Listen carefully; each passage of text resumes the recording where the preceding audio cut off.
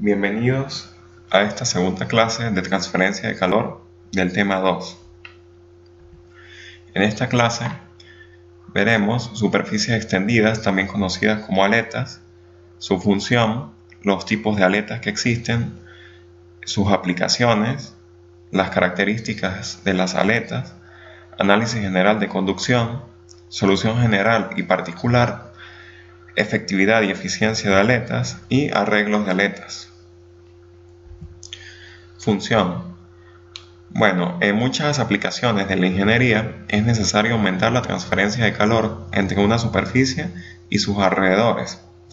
Entonces, si observamos aquí en el esquema, pues tenemos una pared plana en contacto con un fluido. Si se supone que la temperatura superficial de esta pared es mayor que la del fluido, entonces el calor va a ir saliendo. Entonces, si efectuamos un balance de energía sobre la superficie en contacto con el fluido, nos daremos cuenta que el calor sale por convección.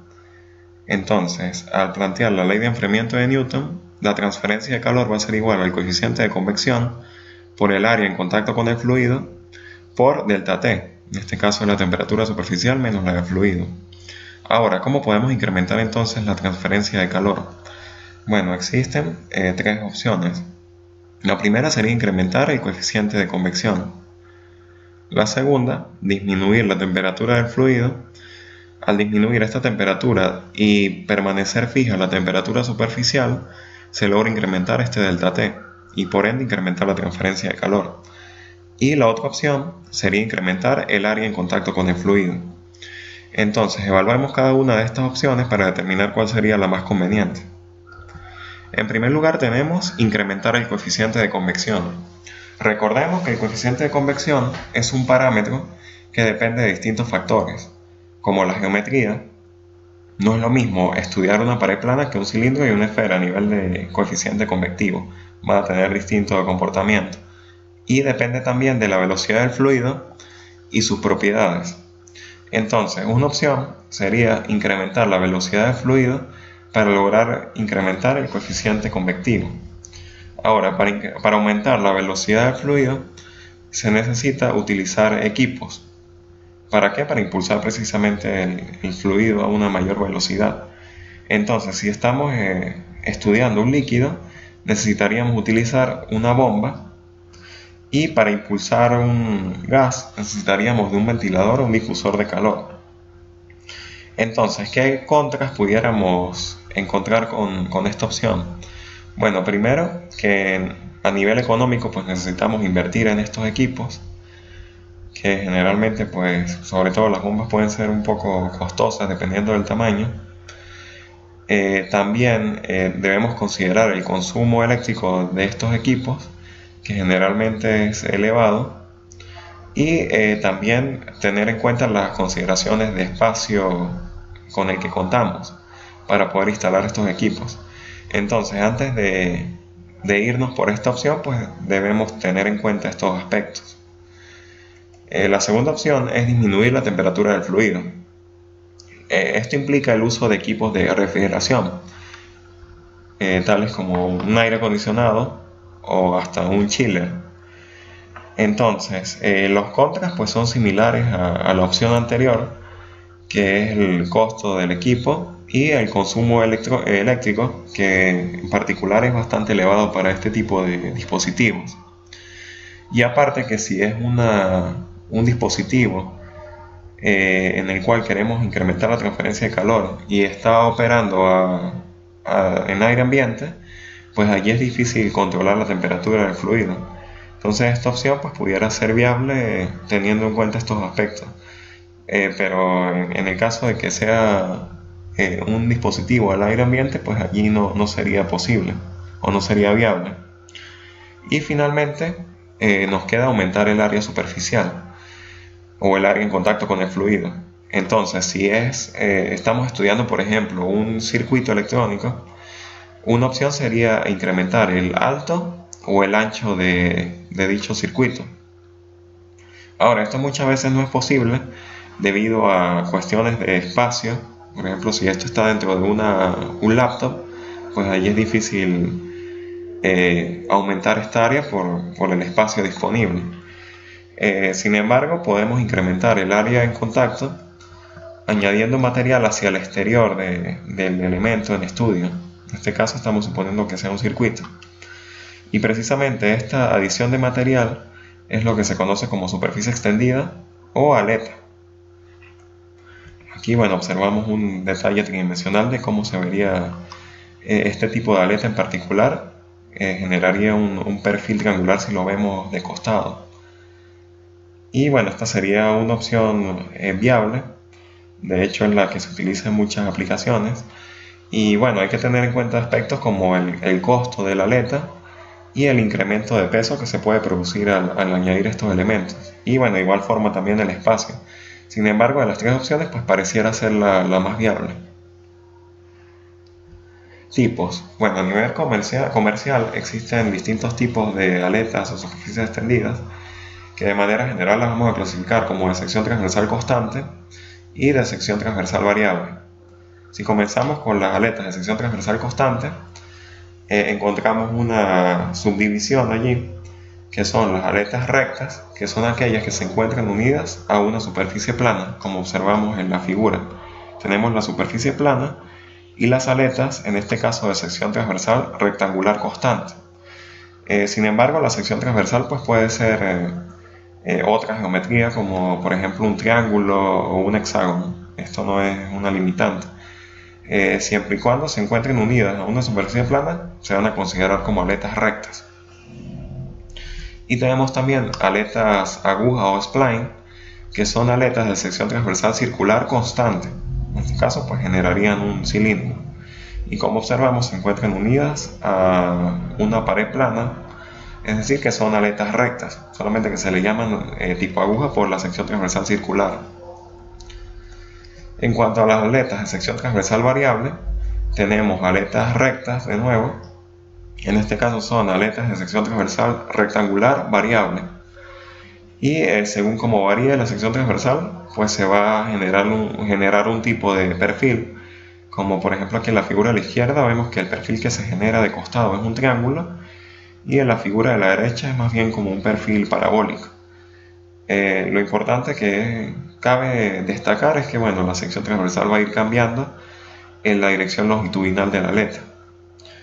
Y también podemos encontrar aletas tipo aguja de sección variable.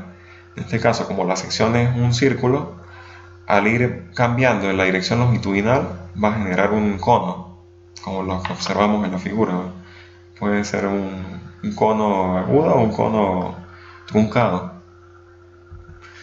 Y tenemos también aletas anulares, que son de sección transversal rectangular, si observamos aquí en la figura, variable, en dirección radial, por decirlo así, y se encuentran unidas a un cilindro de forma circunferencial. Se asemejan bastante a una arandela. Aplicaciones. Existen múltiples aplicaciones para estos elementos. Una de ellas son motores de combustión interna, como los de motocicletas y cortadoras de césped, en las cuales las aletas se encuentran dispuestas en la zona de la cámara de combustión del motor. ¿Por qué? Porque es allí donde se genera mayor calor y donde se necesita disipar mayor cantidad de este calor generado entre la cámara de combustión para lograr condiciones de operación óptimas y evitar que el motor se funda. Otra aplicación es en dispositivos electrónicos, como tarjetas de video, por ejemplo, de computadoras. Aquí observamos dónde están dispuestas las aletas. Y en difusores de calor más complejos, como el que se muestra en la figura de la derecha, que estos difusores pueden ir conectados, por ejemplo, a un procesador, o también se pueden encontrar en fuentes de poder de computadoras, televisores y otros artefactos. También las podemos encontrar en tuberías. Si observamos aquí la figura de la izquierda, son aletas de sección transversal rectangular constante de espesor muy pequeño, que se encuentran unidas de forma radial a una tubería. Y observamos que este tipo de aletas cumple más bien con la clasificación de aletas rectas, es decir, que se deberían de encontrar unidas a una superficie plana. Sin embargo, como este espesor es muy pequeño, no va a verse perjudicado la disposición de las aletas por la curvatura de la tubería. Entonces se pudiera utilizar esta disposición. Y también las aletas anulares que se encuentran unidas de forma circunferencial a la tubería primaria. Y se pueden encontrar también en equipos de refrigeración como condensadores, como el que observamos en la figura superior, y evaporadores. En este caso, estos son de aires acondicionados automotrices. Y aquí observamos un detalle de cómo se encuentran dispuestas las aletas, formando una especie de panal. Estos tubos son tuberías internas que transportan el refrigerante, y las aletas se encuentran dispuestas en contacto con estos tubos, observándose un incremento bastante grande en el área en contacto con el fluido exterior en este caso. Y bueno, otro detalle que vale la pena resaltar es la cantidad de aletas que podemos tener en uno de estos equipos. Entonces, cuando efectuamos cálculos de aletas, pues es común que el número de aletas nos dé bastante elevado, porque generalmente se utiliza un gran número de ellas. Características. Bueno, las aletas deben poseer ciertas características que garanticen un buen desempeño y una elevada transferencia de calor. La primera de ellas es que el material con el que se fabrican debe poseer una conductividad térmica elevada. ¿Esto por qué? Bueno, si la conductividad térmica del material con el que se construyen es baja, esto va a terminar dificultando el paso de calor a través de la aleta o la expulsión de calor. Y aparte de que incluso si es muy pequeña esta conductividad térmica, va a terminar actuando como una especie de tapón, es decir, impidiendo el paso de calor o la expulsión de calor, y por ende esto va a ser contraproducente. Entonces se debe procurar escoger un material con una buena conductividad térmica. Ahora, ¿qué materiales se consideran buenos? De manera general, pudiéramos mencionar el cobre y el aluminio y sus aleaciones. ¿Por qué? Porque son dos materiales que se encuentran con facilidad en el mercado y que poseen buenas conductividades térmicas, que es precisamente la condición que deben cumplir. Por ejemplo, el cobre posee una conductividad térmica de 401 vatios sobre metros Kelvin y el aluminio 237. Son conductividades térmicas bastante buenas y son materiales que están en el mercado, por eso es la mención de dichos materiales. Ahora, ¿cómo elegir entre uno y otro? Pues bueno, existen distintos aspectos a considerar. Uno de ellos sería el aspecto económico. Si comparamos el cobre con el aluminio, el cobre es más costoso. Y otro aspecto que pudiéramos tomar en cuenta es el peso de estos materiales. El cobre es mucho más pesado que el aluminio. Entonces, quizás por estos dos motivos es que en la mayoría de aletas que podemos encontrar en distintos dispositivos están fabricadas de aleaciones de aluminio. ¿Por qué? Porque es más barato que otros materiales como el cobre y es ligero, su peso es bajo. Y estas son dos cualidades bastante apreciadas a nivel industrial. Otros materiales que se pudieran encontrar son, por ejemplo, el latón o el bronce. También son materiales comunes para la fabricación de estos elementos. La segunda característica es que el espesor de la aleta debe ser pequeño. Como observamos en las figuras de las aplicaciones, efectivamente es así, son bastante delgadas. Ahora, esto tiene dos motivos. El primero es garantizar una transferencia de calor unidimensional en dirección longitudinal de la aleta. Esto es posible solamente si el espesor de la aleta es pequeño. Ya si tenemos un espesor muy grande, la transferencia de calor va a ser bidimensional. Y el segundo aspecto, o el segundo motivo, es para garantizar una velocidad de respuesta alta. ¿Qué quiere decir esto? Bueno, que la aleta sea capaz de calentarse o de enfriarse rápidamente. Si el espesor es muy grande, va a existir cierta dificultad para que la aleta se caliente o se enfríe. Entonces, por esto es que se construyen con un espesor pequeño. Y la tercera característica es que el coeficiente de convección del fluido debe ser pequeño.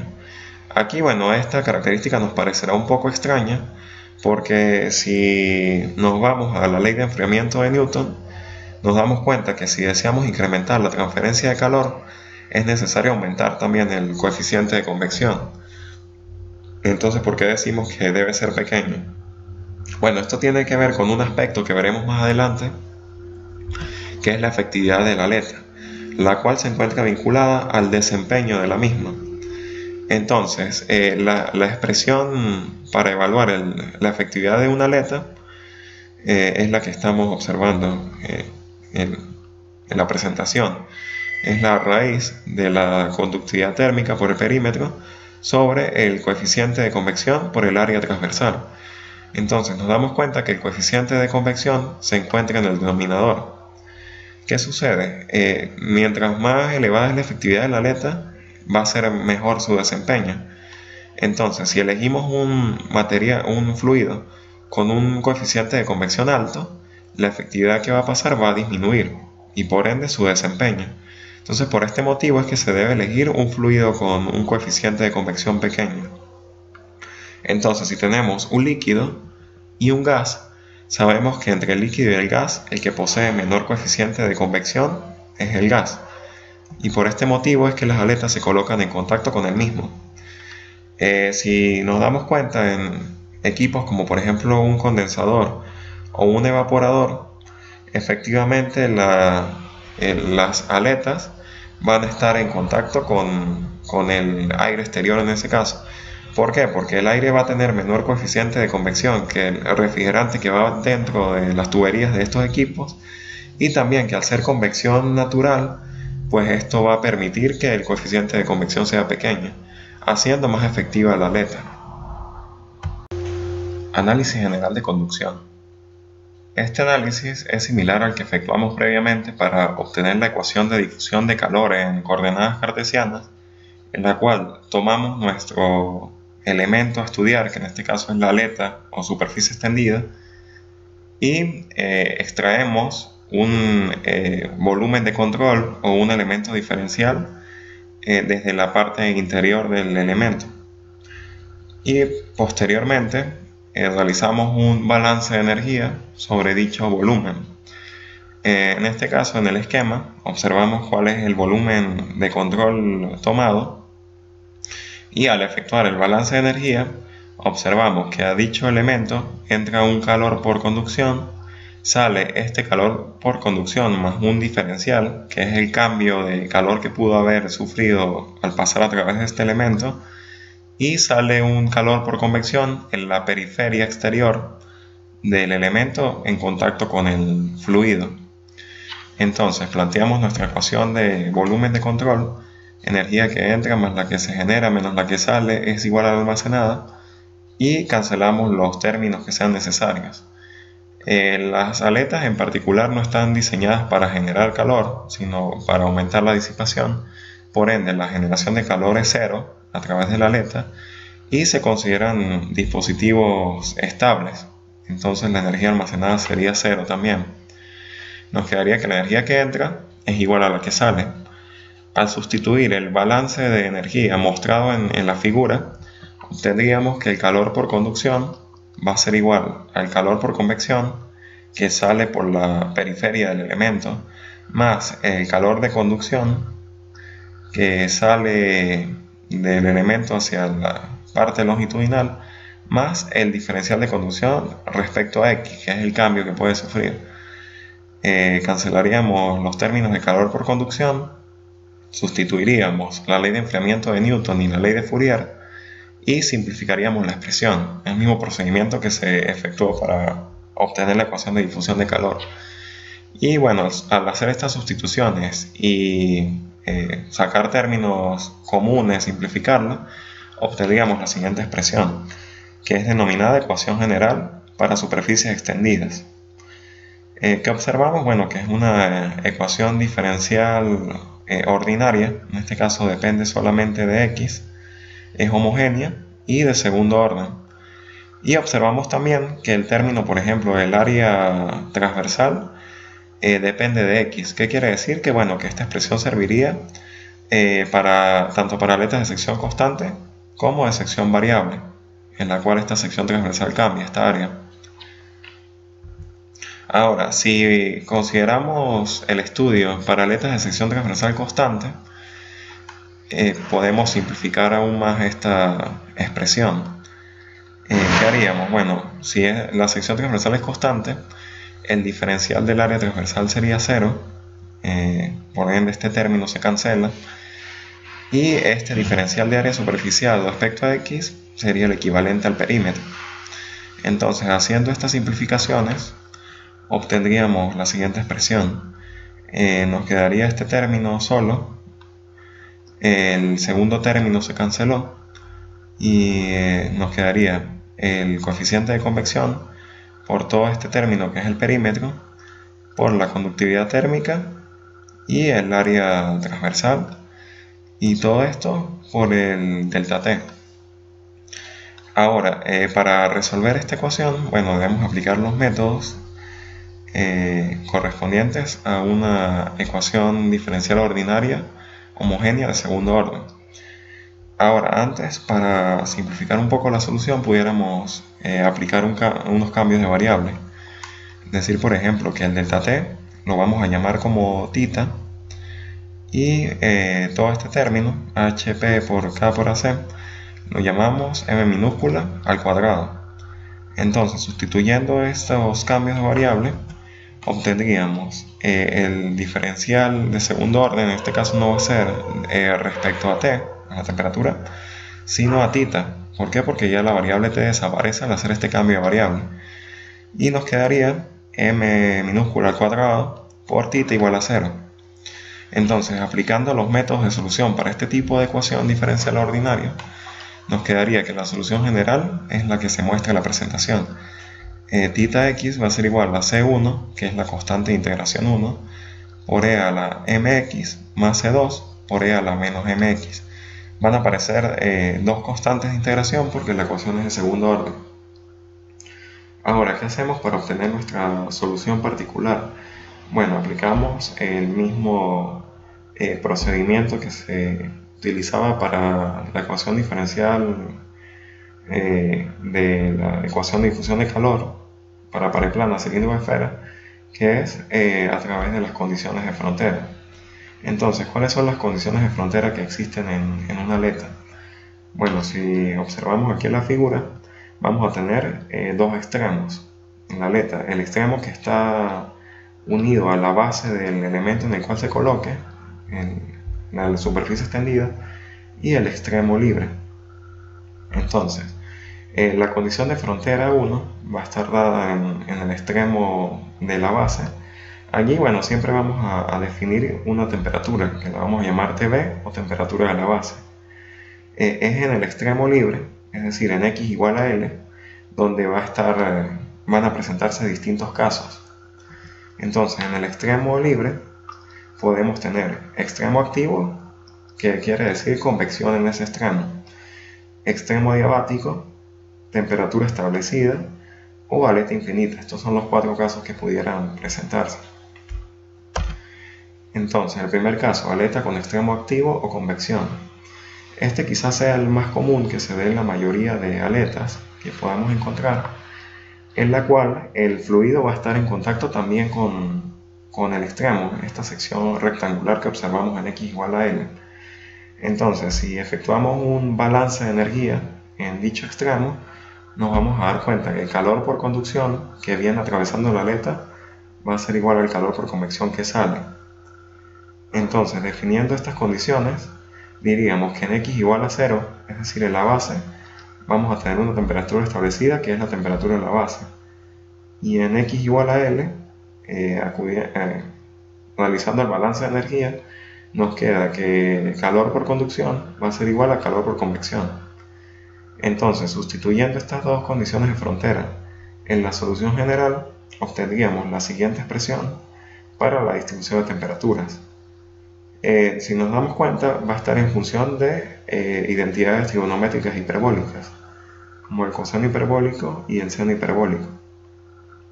Y va a aparecer la variable θ y m minúscula, que viene de los cambios que habíamos efectuado previamente, donde m minúscula va a ser igual a la raíz del coeficiente convectivo por el perímetro de la aleta sobre la conductividad térmica por el área transversal. Tita es el cambio que habíamos efectuado, que es t de x menos t infinito, y tita b es una nueva variable que aparece, va a ser la temperatura en la base menos la temperatura del fluido t infinito. Y la expresión para la transferencia de calor, bueno, aquí existen dos expresiones. Esta la primera.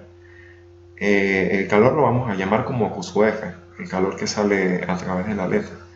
Va a ser igual a M mayúscula, donde M mayúscula va a ser la raíz del coeficiente de convección por el perímetro, por la conductividad térmica, por AC, que es el área transversal de la aleta. Y todo esto dentro de la raíz, y todo esto multiplicado por tita B, donde tita B es temperatura en la base menos infinito. Y existe otra expresión alternativa, que es en función, en lugar del seno hiperbólico y coseno hiperbólico, en función de la tangente hiperbólica. Solamente que el argumento de la identidad trigonométrica no va a ser m por l, sino m por LC, donde LC es una longitud característica que para el caso de aletas de sección transversal rectangular constante como la de la figura, LC se calcula como L, donde L es la longitud de la aleta, es decir, su extensión desde la base hasta el extremo libre, más T medios, donde T va a ser el espesor de la aleta. Este sería LC para este tipo de sección transversal rectangular.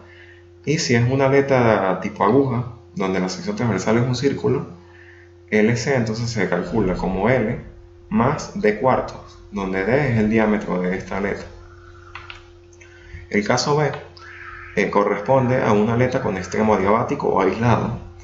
Esta, bueno, no es muy común este caso, pero cuando se produce, que es cómo establecemos las condiciones de frontera. Decimos que en la base, en x igual a 0, la temperatura va a estar definida siempre como temperatura de la base, y en el extremo libre, en x igual a L, decimos que la derivada de la temperatura respecto a x es igual a 0, por lo que está aislada. Aplicando el mismo procedimiento y sustituyendo, en la solución general se obtienen estas expresiones que se muestran en la presentación, en función de las identidades trigonométricas coseno hiperbólico y tangente hiperbólica. La expresión para el calor es muy similar a la anterior, en extremo activo, solamente que aquí, en extremo activo, el L que se usa es el L equivalente, mientras que para extremo adiabático se utiliza la longitud de la aleta sin modificarla, simplemente la extensión desde la base hasta el extremo libre. Y se aplican los mismos cambios de variable del inicio, m minúscula, tita y tita b, son las mismas variables. Tenemos el caso C, que es temperatura establecida en el extremo. Aquí decimos que en la base, en x igual a 0, la temperatura es conocida y es igual a la T de la base, y en el extremo libre, en x igual a L, la temperatura también va a ser conocida y la llamamos TL en este caso. Obtenemos entonces, sustituyendo en la solución general, las ecuaciones o las expresiones para la distribución de temperaturas y para la transferencia de calor. De igual forma, en función de las variables coseno hiperbólico, seno hiperbólico, tita, tita b. Y en este caso, bueno, está apareciendo un tita L, que no está aquí en la presentación. Tita L va a ser la temperatura en L menos T infinito, se plantea de la misma forma que tita B, solamente que para el extremo libre. Y finalmente tenemos el caso D, que es una aleta infinita. Una aleta infinita es aquella lo suficientemente larga como para que la temperatura en el extremo libre, es decir, en x igual a L, tiende a la temperatura del fluido, es decir, T infinito. Entonces, si una aleta es considerada infinita, la expresión para la distribución de temperatura es la que se muestra, tita sobre tita b es igual a E por elevado a la menos m por x. Y la transferencia de calor es simplemente m mayúscula, esta expresión. Entonces, como podemos observar, las expresiones son más simples para evaluar en el caso de aleta infinita que en los tres casos anteriores. Ahora, ¿cómo sabemos cuando una aleta se considera infinita? Bueno, si planteamos o calculamos la tangente hiperbólica de m por L, que sería la forma en que se calcula el calor para una aleta con extremo diabático, nos encontramos que es igual a 0,98 cuando el argumento es 2,3 y 0,995 cuando el argumento es igual a 3. ¿Qué quiere decir esta cifra? Bueno, es equivalente a decir un 98% de transferencia de calor y 99,5% de transferencia de calor. El ideal sería 100%, sin embargo estos valores pues están muy cerca de ser una transferencia de calor ideal para considerarla infinita. Entonces, promediando estos argumentos, obtenemos que m por L es 2,65. Finalmente, lo que nos interesa es saber cuánto debe medir la aleta para considerarla infinita. Pudiéramos pensar que tienes que medir 1 metro o 50 centímetros, pero no es así. ¿Por qué? Porque entra en juego esta variable m que depende de parámetros como el perímetro, por ejemplo, la conductividad térmica. Entonces, incluso una aleta de 3 milímetros ya pudiera considerarse infinita. ¿Y cómo lo evaluamos? Pues con la siguiente expresión. L debe ser mayor o igual a 2,65 sobre m minúscula. Y esto corresponde al 99% de aleta infinita o 99% de transferencia de calor. Entonces, ¿cómo interpretamos esto? Bueno, si calculamos mediante esta expresión L y nos da 1 centímetro, nuestra aleta, la que estemos estudiando, su longitud debe ser mayor o igual a 1 centímetro. Porque si tenemos una aleta de 8 milímetros, por ejemplo, no estamos llegando al centímetro que se necesita para que la aleta sea infinita. Ahora, por el contrario, si tenemos la aleta de 2 centímetros y nos dice que es necesario que mida 1 para que se considere infinita, la aleta va a ser infinita, aunque mida 2 centímetros, porque bueno, este material estaría sobrando en realidad. Pero esto es lo que se debe cumplir, que sea mayor o igual a la L calculada. Y bueno, en la página 118 del libro de Fundamentos de Transferencia de Calor de Flanagan Cropera, cuarta edición, pueden encontrar el resumen de casos descritos.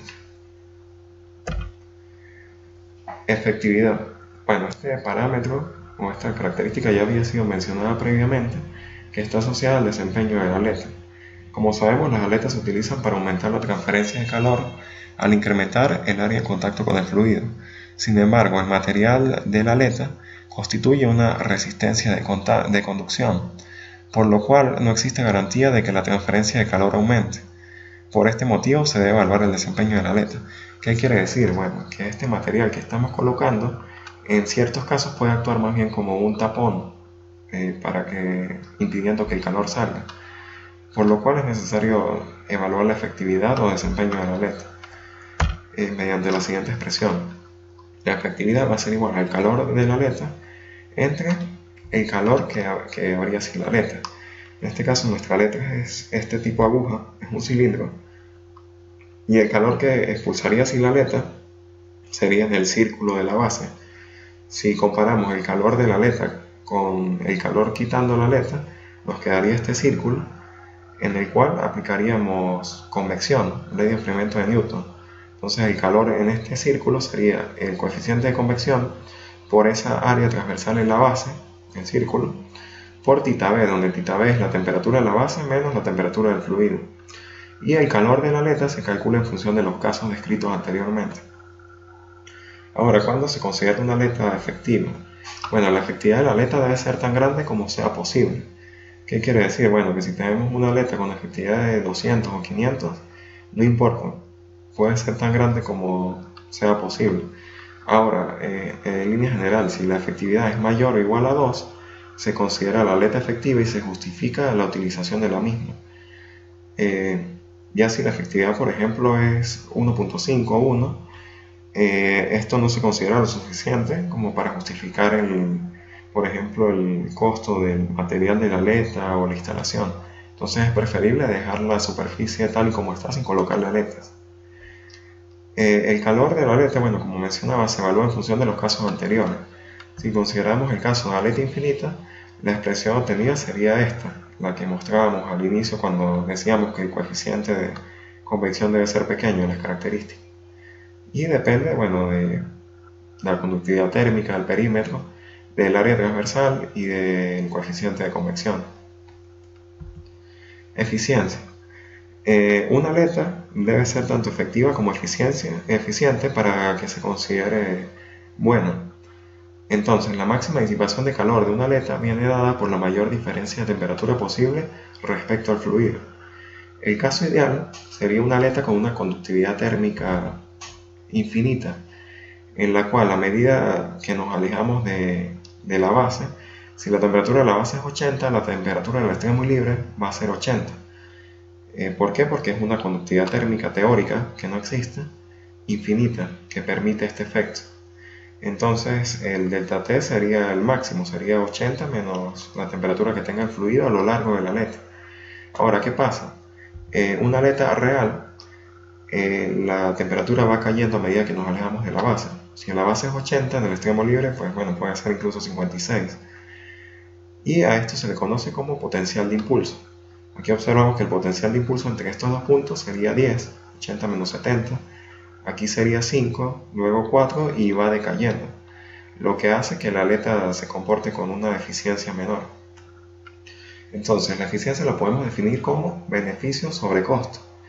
Ahora, también hay otra expresión que usamos, por ejemplo, en termodinámica, que es calor real sobre calor ideal, donde el calor real va a estar en función de los casos anteriores para la aleta, el Q sub F, y el calor ideal va a estar en función de este potencial de impulso máximo, que sería para el caso de una conductividad térmica infinita. Entonces, ¿cómo evaluamos la eficiencia? Como el calor de la aleta sobre el calor de una aleta ideal, en el cual fíjense que aquí no está AC sino AF, donde AF es el área superficial de la aleta y θB es el potencial de impulso máximo, es decir, temperatura de la base menos T infinito. Aquí, bueno, la eficiencia sí va a estar limitada entre 0 y 100% o entre 0 y 1. No es como el caso de la efectividad, que podemos tener valores mayores a 2 en ese caso. Aquí es entre 0 y 100%. 100% pues bueno, sería una aleta ideal. Sin embargo, hay eficiencias bastante buenas, como el 99%, en función del material, de la dimensión de la aleta, de la longitud. Ahora, para aletas de sección transversal variable, no tenemos por el momento una opción para evaluar el Q sub F, que estaba dado en función de los casos descritos anteriormente para aletas de sección constante. Ahora, existen gráficos, como el que se muestra en la figura, en el cual es posible obtener la eficiencia de la aleta a partir de distintos parámetros como la longitud característica, el coeficiente de convección, la conductividad térmica y esta área AP, que bueno, aquí la describe el gráfico quién es. Entonces, ¿cuál es el procedimiento para obtener la eficiencia de aletas de sección variable? Bueno, evaluamos este factor que está en el eje X del gráfico, nos colocamos sobre lo que nos dé este factor, interceptamos la curva correspondiente al perfil que deseamos. Aquí tenemos incluso también aletas de sección rectangular constante, que pudiéramos utilizar el gráfico o el caso anterior de aleta infinita, aleta con extremo activo, depende de la preferencia de cada quien. Entonces interceptamos la curva de nuestro interés, nos vamos de forma horizontal y obtenemos la eficiencia de la aleta, que está entre 0 y 1. Y también existe otro gráfico para aletas anulares, que como sabemos son aletas de sección variable también. Y bueno, la modalidad es la misma, obtenemos el valor que está en el eje X, intersectamos la curva, que en este caso es una relación de radios, aquí se explica en la figura quién es cada uno, se intercepta y obtenemos la eficiencia. Estos gráficos, bueno, están en la página 172 del libro de transferencia de calor de Sengel, cuarta edición, pero también están en el libro de Incropera, de Fran Incropera. Ahora, conversemos un poco sobre los arreglos de aletas. Las aplicaciones que describimos anteriormente, es común encontrar conjuntos de aletas. No vamos a encontrar una sola aleta instalada, solamente en algunos casos particulares. ¿Por qué? Porque son elementos pequeños en la cual la disipación de calor pues va a ser pequeña también. Entonces, ¿cuál sería la modalidad para obtener la transferencia de calor en cualquiera de estos arreglos mostrados? Bueno, calcularíamos el calor de una aleta, bien sea por los casos anteriores de aleta infinita, o si es aleta de sección variable obteniendo la eficiencia, y multiplicaríamos ese calor de la aleta por el número de aletas que hay en dicho arreglo. Aquí observamos distintos tipos. Por ejemplo, aquí tenemos aletas de sección rectangular constante, aletas anulares, aletas tipo aguja, y bueno, esto ya es un difusor un poco más complejo, con aletas de sección rectangular constante también. Entonces ese sería uno de los procedimientos: calcular el calor con uno de los métodos descritos y multiplicarlo por el número de aletas para obtener la transferencia de calor total. Ahora existe la opción también de utilizar el método de analogía eléctrica, que como hemos visto es bastante útil, sobre todo cuando se tienen paredes compuestas. Entonces es posible estudiar una pared compuesta con unas aletas acopladas. Entonces, ¿cómo haríamos para utilizar este método? Pues acudimos a una resistencia térmica, que es una resistencia equivalente precisamente. Aquí observamos que los extremos son la temperatura de la base y la temperatura del fluido. ¿Por qué? Porque precisamente la extensión de la aleta va desde la base hasta el extremo libre. Y aquí, por ejemplo, en la figura hay dos resistencias. Tenemos la equivalente desde la base hasta el extremo libre y tenemos una de conducción sin generación, por ejemplo. Entonces, ¿cómo se calcula esta resistencia equivalente? Mediante la siguiente expresión. Es igual al inverso de un H', que es un coeficiente de convección modificado. Se encuentra modificado, ¿por qué? Porque si este H del fluido, coeficiente de convección, no va a ser el mismo aquí en las aletas. ¿Por qué? Porque se va a producir cierto estancamiento por la cercanía de las mismas, lo cual lo va a disminuir aún más, que como vimos eso es beneficioso. Entonces hay que modificarlo.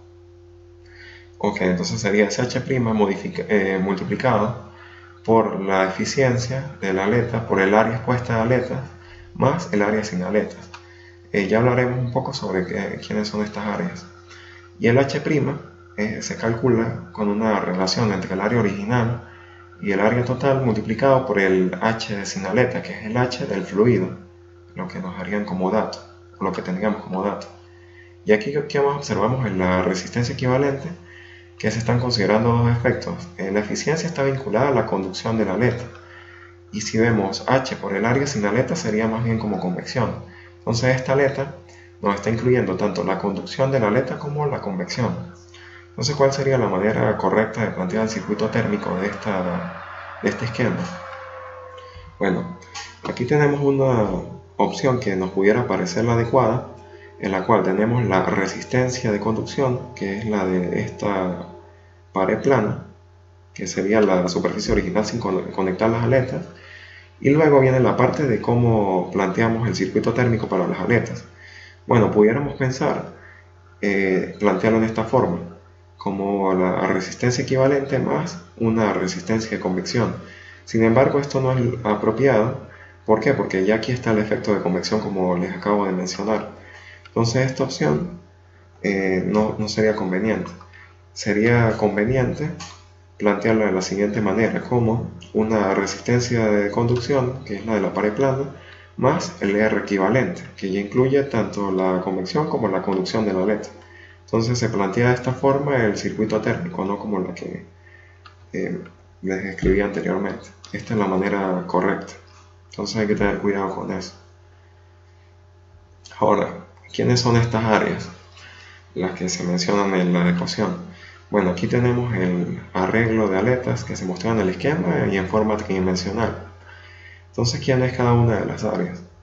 Bueno, tenemos el área original, que es el área antes de colocar la aleta. Aquí observamos en la figura. Si quitamos las aletas, ¿qué nos queda? Un rectángulo. Entonces, precisamente el área original sería el área superficial de este rectángulo, omitiendo las aletas. Esa sería el área original. Ya si tomamos los bordes o cualquier otra área, pues bueno, depende de nuestro criterio, pero en general se trabaja con esta superficie donde estarían las aletas conectadas. Entonces nuestra área original sería simplemente esa área superficial. El área expuesta de aletas es el área superficial de las aletas. Aquí lo observamos de color naranja. Sería este triángulo que se genera más esta zona rectangular multiplicado por 2, más el triángulo en la parte posterior, multiplicado por el número de aletas. Estas áreas, bueno, las podemos obtener nosotros manualmente, o hay expresiones que ya permiten obtener directamente en función de la longitud, espesor y ancho de la aleta el área. Entonces obtendríamos el área para una aleta y la multiplicamos por el número de aletas que existen en la regla. Esto sería entonces el área expuesta de aletas. Luego, el área sin aletas es lo que se conoce como superficie primaria, que es esta que se muestra en color naranja, esta área, que es la que quedaría sin tapar por la aleta, por decirlo así. Aquí observamos que la aleta está tapando cierta área en la base, pero van a quedar espacios sin cubrir por las aletas, por el espaciamiento que existe entre las mismas. Precisamente esta es el área sin aletas, que va a estar en función del espaciamiento y del ancho, multiplicado por el número de espacios que existan, que generalmente coincide con el número de aletas. Y tenemos el área total, que es toda esta área naranja, sería el área expuesta a aletas más el área sin aletas. Bueno, aquí estoy incluyendo también el área lateral. Ahora, esto pues se pudiera omitir, ¿no? En función de cómo estemos trabajando. Normalmente se tomaría el área primaria más sin aletas. Y bueno, con esto sustituimos en la ecuación de la resistencia equivalente y obtenemos el valor de dicha resistencia para unirlas en serie, en este caso conectarlas en serie con las resistencias que existan hacia la parte posterior. Pueden ser resistencias de conducción-generación o de conducción. Y bueno, esto es todo por esta clase.